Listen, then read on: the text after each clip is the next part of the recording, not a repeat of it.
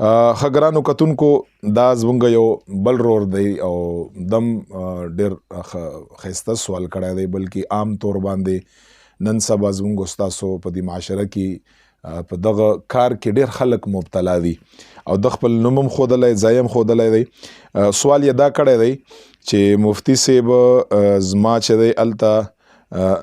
رنګساز دی رنګ کار کومه او رنګ په کار کې چې کوم دی زما دا کپړې ډېرې زیاتې هر قسمه رنګ هم زما په کپړو باندې لګېدلی دی. کله کله پینټینګ کومه کله کله یو ځای له ځمه کمره ممري یا کور وي هغه رنګ کومه په هغې کې مختلف رنګونه وي نو په مکمل کپړې زما په هغه رنګ باندې هغه دي پلیت یعنې رنګ باندې ګنده دي هر ځای کې چې وګورې نو رنګ داغونه دي په هغې باندې. او بل دا وي چې زه خو بهر ملک نه دی بهر دا عدنان نوم یې دی عمان نه عمان وی چې بهر ملک یم نو وی چې موږ له 5 منټ ټایم راکوي چې تاسو چې کله د مونځ ټایم راشي چې 5 منټ کې تاسو خپل ځان فارغ کړئ نو دی چې زه 5 منټ کې ځه دیرې ته ځه او کپړې را بدلاوه او بیا راځه بهر هم نشو راتلی. نو آیا زما په دې رنګ والا چې په رنګ باندې ګنده کپړې دي په همدې کې نور نجاست پلیتي پې نشته خو رنګ داغونه دي په همدې کې زما دپاره مونځ جایز دی که مونځ جایز نه دی چې دا 5 منټ ټایم مونږ له راکوي چې په دې کې په همدغو کپړو کې زه مونځ ادا کړم نو دا به جایز شي که نه. دا سوال کړی دی عدنان عمان نه. زه به دا ووایم په دغه سوال کې به اضافي خبره وکړم داسې زموږ په پاکستان کې هم پینټران دي رنګسازان دي مستریان خلک دي چې هغه په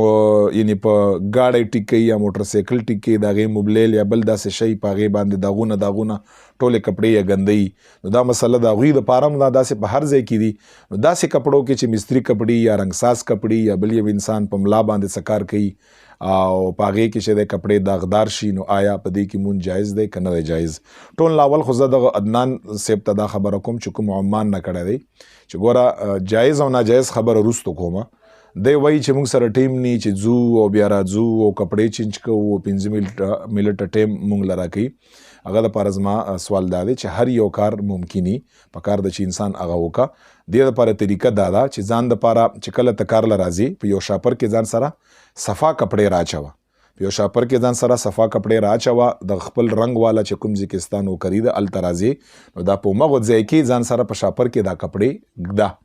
نو په کپړو چینج کېدو باندې خو زیات نه زیات 1 منټ ټایم لګي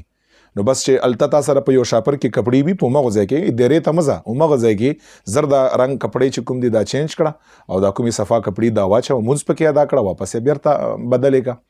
نو دې کې خو داسې څه خاص نه څه منع ممانعات شته او نه به د هغوی طرف نه څه پابندي دا یې هغه بهتر صورت دی چې هر مستري هر رنګ والا انسان ځان سره یو جوړ کپړې صفا کیږدي او چې کله مونځ که په کار ده چې بهتر دا د اولاد دا ده چې هغه چینج کوه هغه صفا کپړې واچوي. وجه دا ده چې په دې کپړو کې ما ورته یو خاص پروګرام له نشو تللی په دې کپړو کې ما ورته غم خادق چې کوم پروګرامونه دي د خوشحالۍ او د ودونو ویډینګ هال له ما ورته ځو څومره ځان ما ورته برابرو څومره ښې کپړې ما ورته او هلته ټول انسانان دي انسانانو ته ځان ښودو دپاره همدغه رنګې موږ تاسو غم خادي وغیره چېرته پروګرام ولځو څنګه ځان چې دی نو بناوټ کوو ما ورته او ښې کپړې او څه شی دنیا نو دا خو مونځ خو الصلاة معراج المؤمن مونځ خو چې دی دا د خدای پاک سره ملاقات دی مؤمن دپاره او رب لا یزال د ټول نه زیات مستحق دی د ښایسته کپړو د ښایسته پرفیوم د ښایسته خوشبویې د ښایسته جانماز د ښایسته کمرې چې په هغې کې مونږ مونځ وکړو دا خو رب سره ملاقات دی نو رب سره به مونږ په داسې کپړو کې ملاقات کوو نو بهتر صورت دا دی چې په شاپر کې ځان سره هلته جامې وړي صفا